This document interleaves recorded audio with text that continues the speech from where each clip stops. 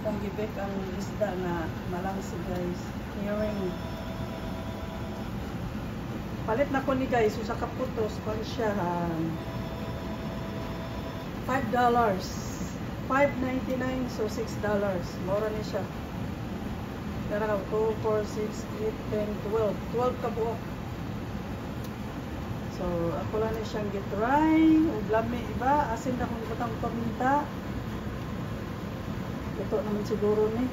So ako na ni haunon. Lami pa kanin. So ito naman siguro ni. Diba? Ito siguro ni. Wala magasiga paning mataan eh. Paning balik. Kulang pa.